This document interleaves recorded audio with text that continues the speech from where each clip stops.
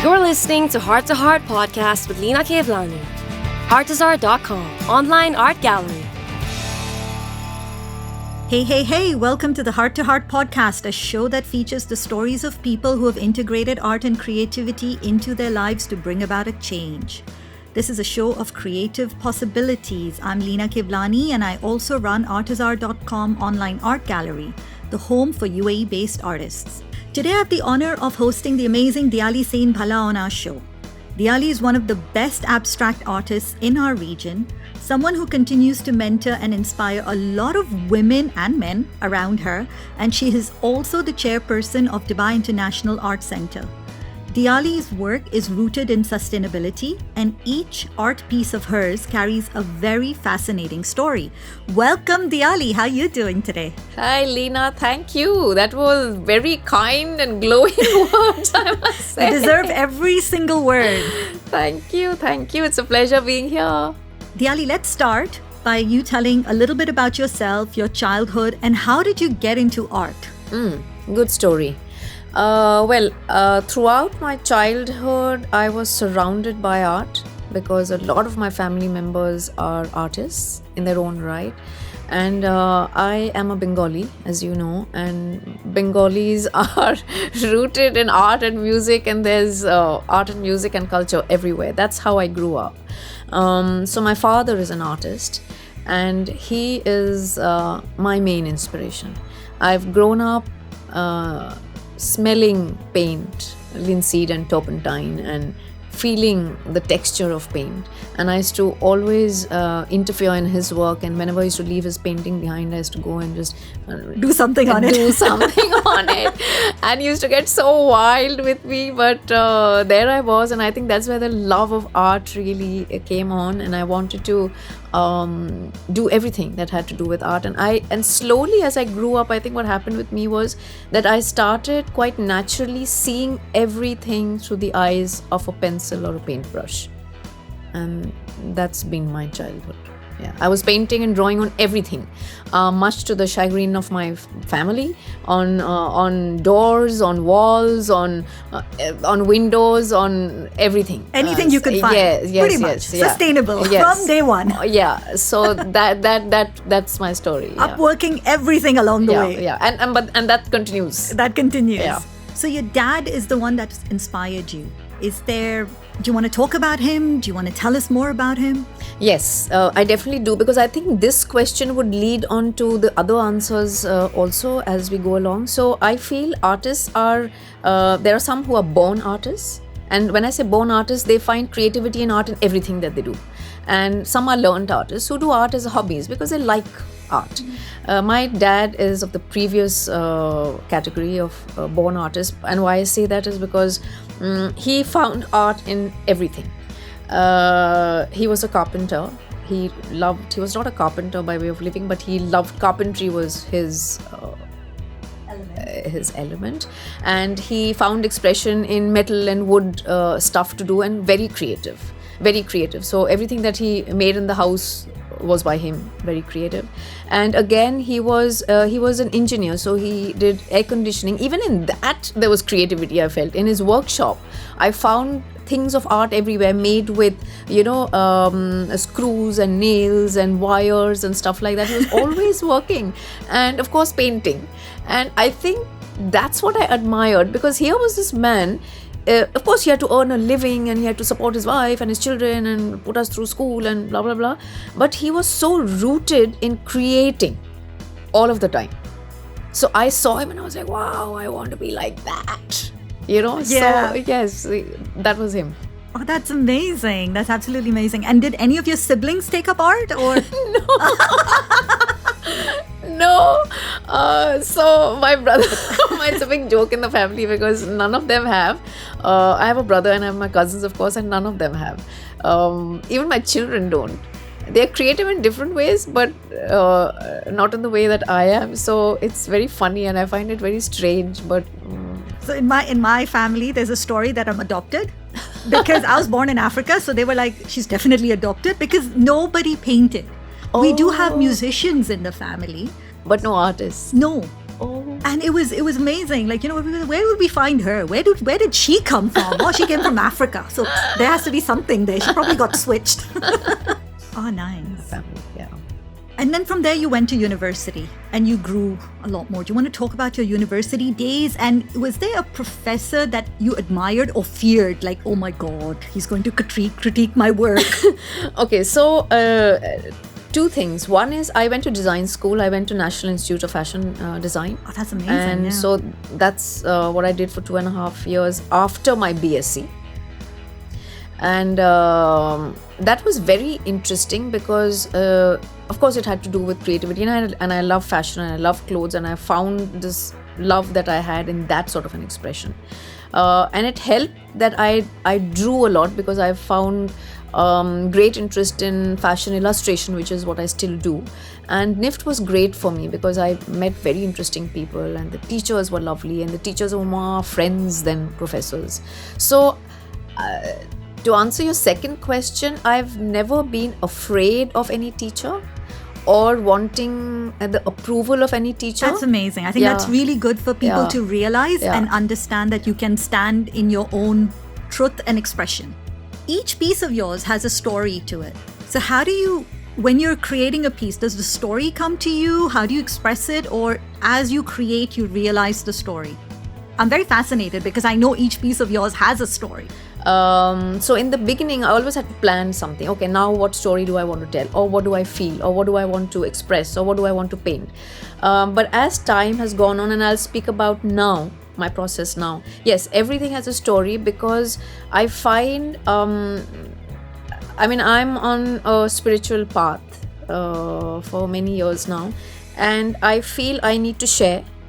And a painting, I don't write. I write poetry, which is something nobody knows about me. Oh, that's one of your did you knows now. There you go. Things you didn't know about Diyali. Yes, so I write a lot and I feel that writing and my painting expressions is how I want to share and talk to people about things. So every painting does have a story. So when I write those 150 words, it is about that. And mostly my stories and my painting is about life and the different perspectives of life and how do you see life, how do you handle situations, daily life and situations. So that fascinates me. And human beings fascinate me. How life fascinates me in every form. So I think, and I found expression in every one of my paintings being that. And more than anything else, my paintings are empowering. And I want them to be empowering to anybody who sees it, so that when it's hanging up on their walls or they view it even for 2 seconds, it should fill them with hope and vitality, Yeah, it should change them in some way. Yes, motivate in some way. them. Yeah. It should. If art doesn't change you, then it's not good art. I feel if it doesn't inspire you, if it doesn't make you remember something, or it doesn't kind of dig a memory out of you, then it's just like a kind of art. You know what I mean? Yeah, I get it. You're an abstract artist. That's where you found your expression. But a lot of people truly do not understand abstract art, right? They literally think, oh, I'll put some paint here, put some paint there. Yeah. It'll be an easy piece for me to do. But there's a complexity to abstract art. And the more I have met you, the more I've spoken to you, the layers and all, I think to me it's I have realized the complexities go even beyond. So what does abstract art mean to you? How do you want to express it? Okay. That would be something fascinating. I think a lot of our listeners would like to know. Yeah, actually that's a great question because I get that question a lot, and especially from my students. And you're right, a lot of people who do come into my class or who do attend my exhibitions, they ask me that it seems very easy. And I've heard that a lot, even when we go to very famous museums, exactly, and art exhibitions, and there would be a red canvas with a black line running through it, and people are like, what is that? Even a 2-year-old could do it. So this is to these people that I'm addressing this answer to. The thing is, abstract art in its definition means non-representational art. But what does that really mean? So abstract is complex, yet it's simple. It rides these two boats very carefully. right? So any good abstract artist will be able to tell you really that the trick of a great abstract artwork is in its simplicity. But the more simple the line is, the more simple the stroke is, before you reach there, you have to go through the whole complex journey. You can't just reach the simplicity just like that, right? It's like anything in life, right? You have to master the entire thing to reach that one simple line. Yeah, and this is the same thing that I tell my students as well when they come thinking that, okay, I'm interested in art and I think abstract art would be very easy to learn because, like you said, but no. The thing is that we don't think in the abstract. Normally, we are conditioned to think in objectified stuff. Like if I look at that chair, I look at it as a chair. Exactly. Because I've been told that that's a chair. We've been taught that's a chair. We've been taught. Or that's a red color because we've been taught. Right? Imagine a world where you don't know anything and it's all thrust at you. How would you see that world? You know what I mean? How would you visualize that world without the aid of language, without the aid of conditioning? You know, that reminds me of, when a baby starts to recognize things around. If we tell them this is red when it's green, yes, so-called, they will think it's red yeah, because we've told them it's red. Yeah. But that fascination in their eyes when they start to hear a new the sound, the wonder. Yeah. I think that when you're talking to me, that's what I'm imagining. Is that wonder. Yeah, that's the most important thing. You have to have the wonder of seeing something in a new light. Right. Okay, I know it's a chair, but can I see it in anything else but a chair? That is abstract. And I think this form of curiosity is what I bring to my classes and my students. And I hope I continue to do that, because when I see my students in class, and with every class they are filled with wonder. Oh really, that can happen? Oh really, I can get that color? Or I can really see that. That's what is fascinating, because they become babies. And I always encourage people that go back to the time when you were a child, when you were not conditioned, when you didn't know the good and the bad and the ugly, and I'm right and I'm wrong. There is a place beyond all of that, to quote Rumi, and that's abstract art. Where you make your own world, where this is your own site. Yeah, it doesn't matter how the house is. Yes. When they used to scribble a house, this is my house. Because in his imagination, it is his house. Yeah. His father is bigger than the house, not a problem. Yeah. There was no sense of space and my father has to fit into the door and the door has to, there's no sense. Yeah. It was just, I'm expressing myself. And that is what abstract art is about.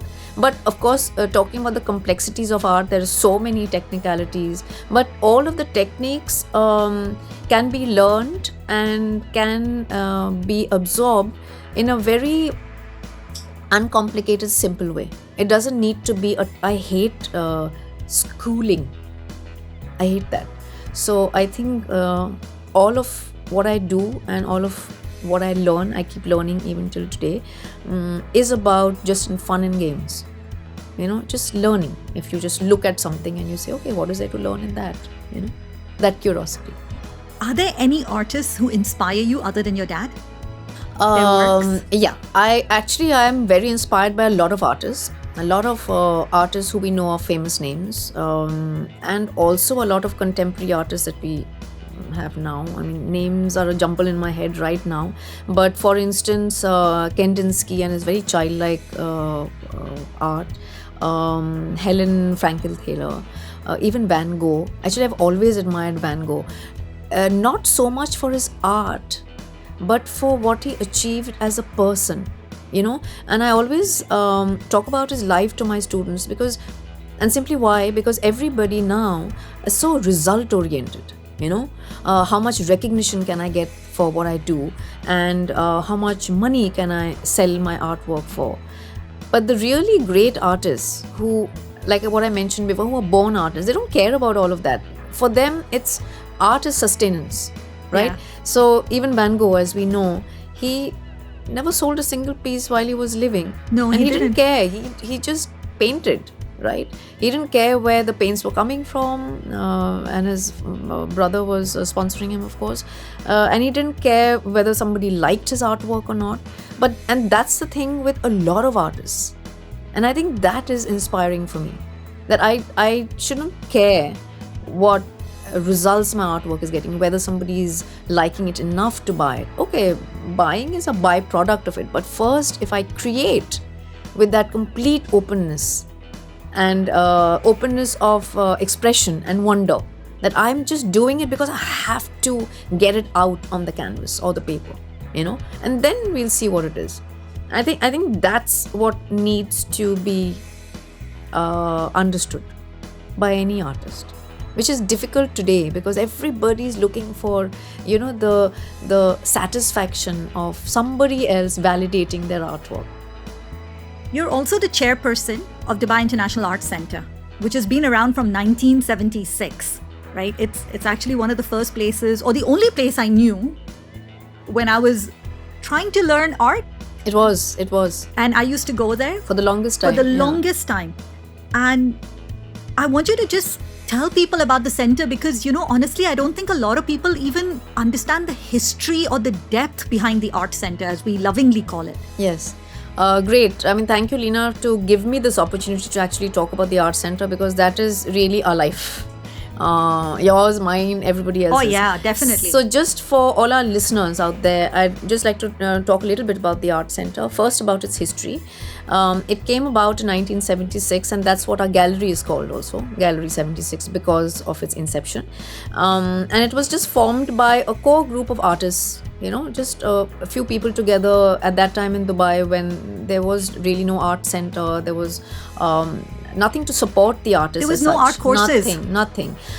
So as what happens in the beginning of every city, right?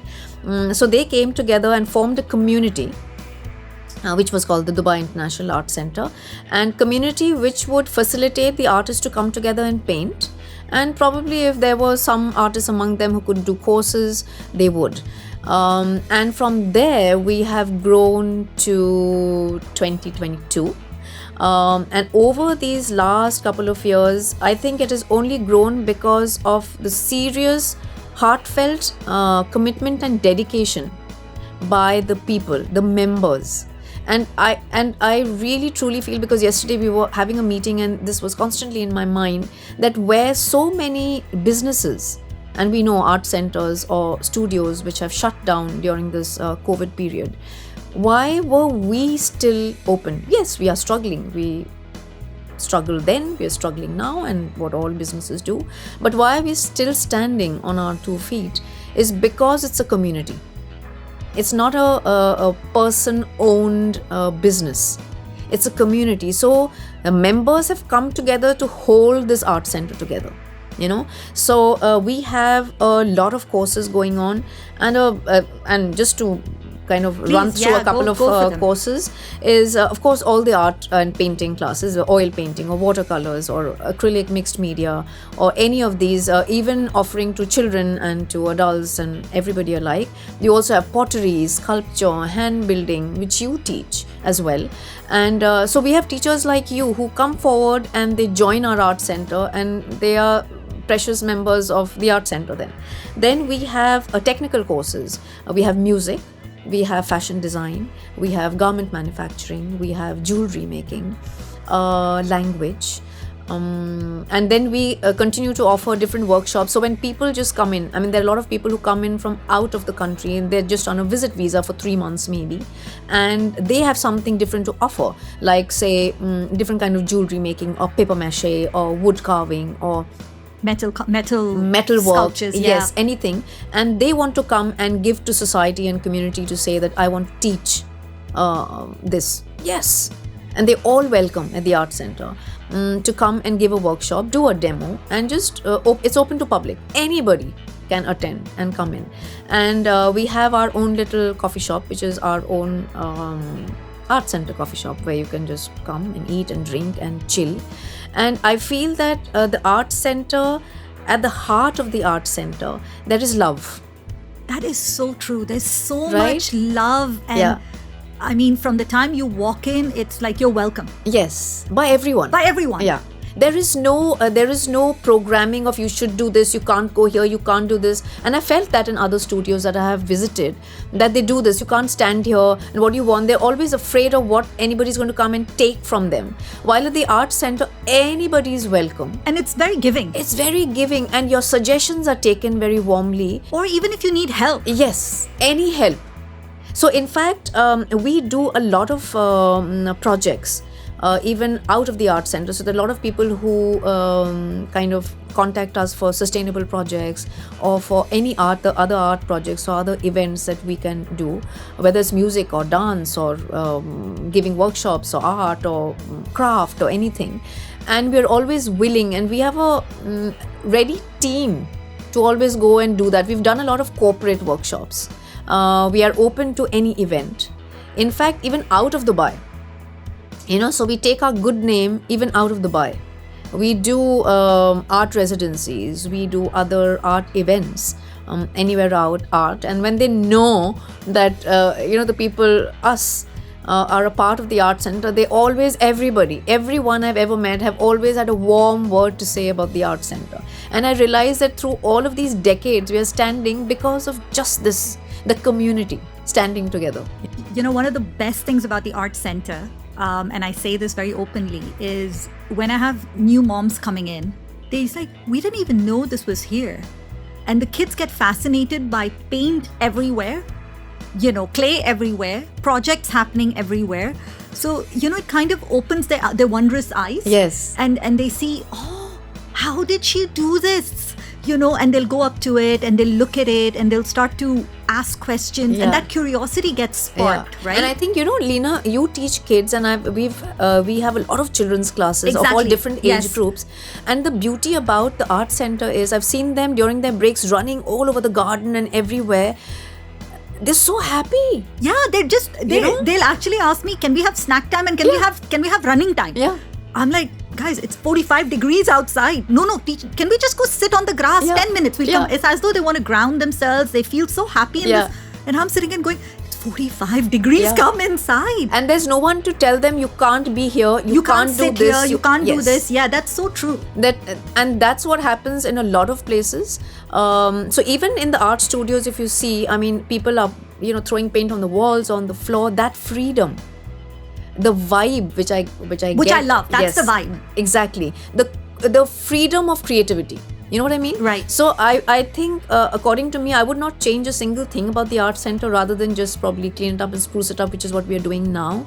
But this is what I would like to tell everybody, that okay, see, social media exists and everything, we are everywhere, but to just come and experience the art center. You have to, guys. Yeah. And it's the Dubai International Art Center is located right behind Mercato. It's in the street between Town Center and Mercato. If you just put it on your Google Maps, it's right in the heart of Jumeirah.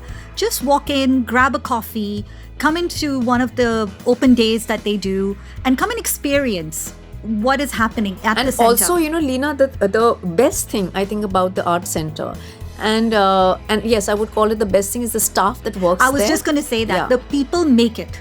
Really, the staff that works there, our center manager, Sahira, Shaheen, Maila, Prakash, they hold it all together. And we have a new section. It's called the Did You Know? These are about 3 things we didn't know about you. So tell us 3 things about you we didn't know. So one of the things we didn't know was you wrote poetry.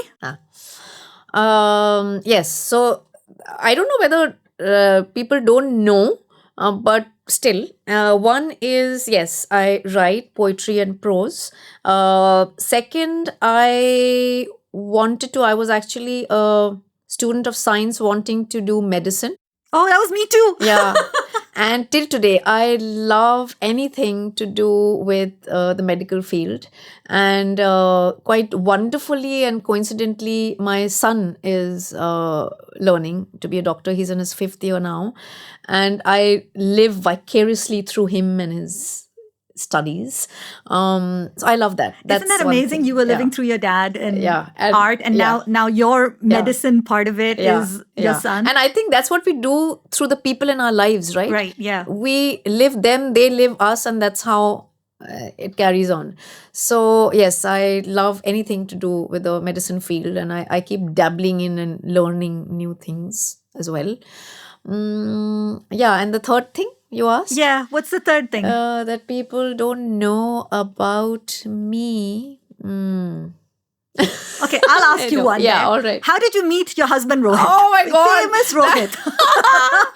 Oh, that's a big story for another time. But yes, I mean, it was a very, very interesting story. I met him when I was still a student, and he was my best friend. Oh. And yeah, he was my bestest friend. So I think what happened with us was he saw the worst of me before seeing the good parts of me, as what happens in any relationship where you present your best and then, well, they fall in love. It was not the same way for us. It was the other way around. It was the other way around. But it was an interesting way that we met, and it was an interesting way that we got married. But yes, he's my partner for life in so many ways. And I think I'm able to do what I'm able to do because he supports me every which way. Even when in the middle of anything, I just say, okay, today I don't want to do anything. I want to paint. He's like, okay, go ahead and do that. And more often than not, I have residencies to go to, or I book myself somewhere and I say, okay, I'm going away for 10 days. And he's always supportive, never saying, okay, now what? He'll always be like, okay, just go. So I don't think I would be able to do the things that I do so easily without his support. So I really thank him from the bottom of my heart. Yes, my partner. Oh. So in my previous ad world, I was known as Mad Lena, Mad Little Lena. For some reason, they thought I was short, but I'm not that short, but yeah. So it's Mad Little Lena, crazy question time. If you could turn back time and talk to your 18-year-old self, what would you tell yourself? Lovely question.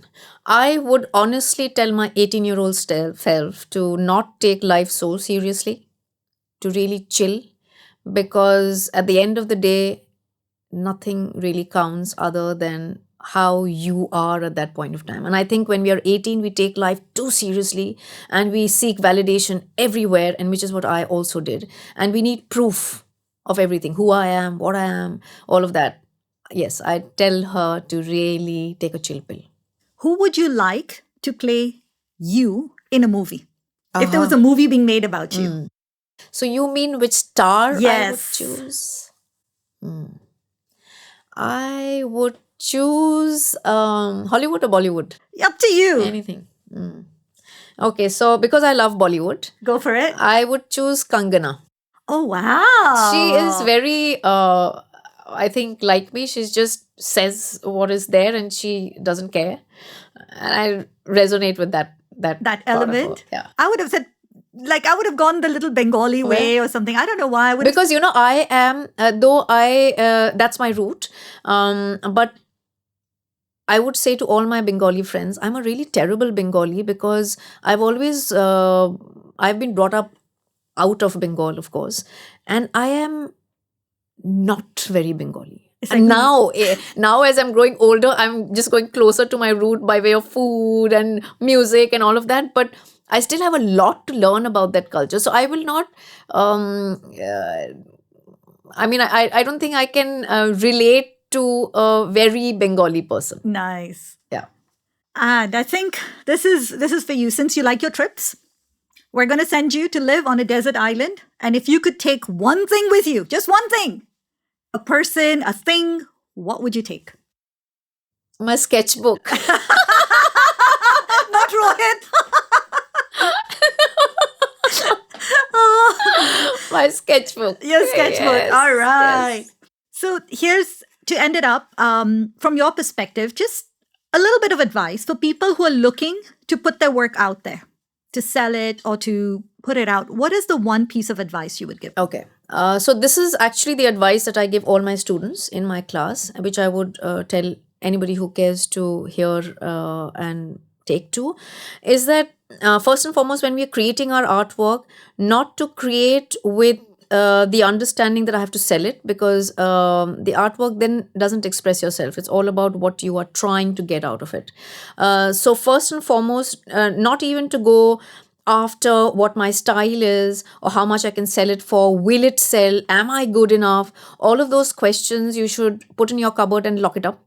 Because I call it put it in the bin and trash it. And trash it. Absolutely. Much better than putting it in the cupboard. At least in the cupboard it stays yes, and there yes, it goes. Trash it because you don't get anything out of your art if you start with that kind of a agenda. Art should just be about me expressing whatever there is. Not about also, we are inundated with so much data. We look at so many pictures and we look at so many YouTube videos, blah, blah, blah, that anything that we do or create is actually what somebody already has, and we take inspiration as just a copy. So rather than doing all of that, don't look at anything. Don't see anything. You are your own unique self. There's nothing more unique than you, right? So when you put that pen to paper or that paint onto a canvas, whatever you create will be something new that nobody has seen. But trust yourself and believe in that. That's very, very important. Rather than saying that, oh, I'm no good, or I think that artist is better than me, leave all of that. You are unique. Believe that what you do is going to be unique, is going to be wonderful. And as I always said, she inspires all of us. And with this, I'd like to say thank you, Diyali, for coming by, for sharing your story, for inspiring us, for telling us about the Art Center. And thank you so much. And with this, we'd like to say goodbye to Diyali. This is the Heart to Heart podcast. Thank you so much, Leena. Thank you, Artezaar, for always being there for me. And this has been an absolute pleasure. Thank you so much. Thank you so much. And next week, we'll bring you another fascinating guest. Take care, guys. Keep spreading the joy of art and keep sharing.